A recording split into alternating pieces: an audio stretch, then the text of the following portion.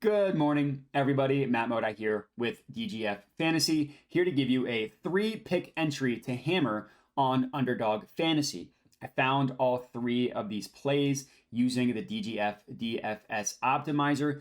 Really helpful, incredible tool. No matter what DFS platform you're using, whether it's Prizepicks, Underdog, all the way down to Thrive and everything in between, the DFS Optimizer is really helpful in terms of finding plays to put into entries on any of these different sites. So if you have not used it already, you can definitely reach out and get some sort of free trial. I believe a free month is being offered, but I cannot recommend it enough if you're looking to make money on these DFS sites. It's pretty easy to use. So I know that the screen might look complicated, but it's really easy to use. Everything's color coded. Green equals good, yellow equals less good. And what I like about it is you can filter specifically for what you're looking to do. So I know I wanted to play 3 picks, and non-insured is the best option. Basically has the implied odds of -122 per individual leg. So when you're looking to add plays, player name, that's literally who you're taking.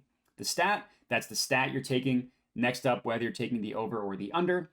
And then this column here is what the actual line is on Underdog. So for this first one, and this is the first leg that we're taking, so you can go ahead and pull up Underdog and lock this in with me. It's an esports play. Kios to go under 31.5 maps, 1 and 2 kills. Now these next 3 columns are very important. That's why I stopped to just to go over how you read the beginning. But let's chat about these last 3. So the next one over, the sportsbook line. This is literally giving you where the sportsbooks themselves have this over-under priced, right? So Underdog has it at 31.5. The sportsbooks have it at 28.5. And this is an example of a DFS line discrepancy. You see this little box here, this check mark selected. That means you want to be shown examples such as this, where the sportsbooks and the DFS platform you're choosing, which in this case Underdog, where they differ. So Underdog has it over under at 31.5. The sportsbooks have it 3 stats, 3 kills, whatever you want to call it, lower at 28.5. So right off the bat, we know that the under 31.5 is a play because the sportsbooks price it lower. And the lower these numbers get, the more valuable the gap between them becomes. Like this is our second play, which we could just get right into. Fernando Tatis over 2 total bases. The sportsbooks price it at 2.5. And going from 2 to 2.5 is a massive deal. It's a huge deal, right? Going from 2 to 2.5, that could be like, a 33% difference depending on how you want to assign probabilities. So if you're thinking about it from like a football perspective, we're talking passing yards. Joe Burrow, let's help his calf is fine, which I'm sure it is. Underdog has his over under at 300 passing yards. The sportsbooks have it at 299.5. That's not really that big of a gap going from 299.5 to 300, but going from 31.5 to 28.5, going from 2 to 2.5, that's a massive deal. And then these last 2 columns you see here. So this one here, the DGF logo with the odds under it, this is where DGF calculates what they deem to be the true line of a market, right? Like the perfect line for this individual market. So for this first one, the Kios, DGF calculates this to be priced at -189, and then you can convert those odds into a percent chance that this play actually hits, which in this first one is 56.57%. And then over here, it shows you where all the sportsbooks are pricing this play. Since the sportsbooks price this at 28.5 as opposed to 31.5, there are no odds here for this play actually at 31.5. But we can see on our third play, which we'll get into in just a little bit, there are a bunch of odds here. But for the second one, remember we're taking Fernando Tatis to go over 2 total bases.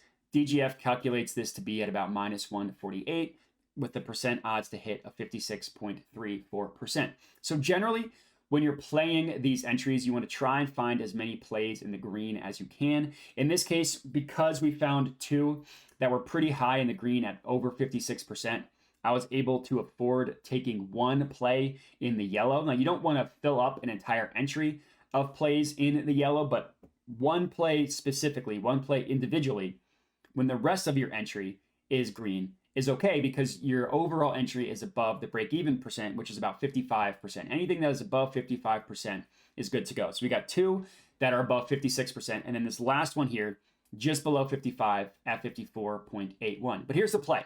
Freddie Peralta under 5.5 strikeouts. Simple as that. The sportsbooks also price it at 5.5. So why is this a play? Well, look at where they have look at where all the sportsbooks, I should say, have their odds priced for this play. If you remember, 3 picks non-insured has the implied odds of -122, and this is based on the payout, right? Like if you take a 3-leg parlay at -122 odds on a normal sportsbook, it'll equal the payout that Underdog gives you. And because we're getting the implied odds of -122, look where all the other sportsbooks price it. There's value. Pinnacle, -134. FanDuel, -136. DraftKings, -145. We see odds from -150. Another -145, up to -152, -143.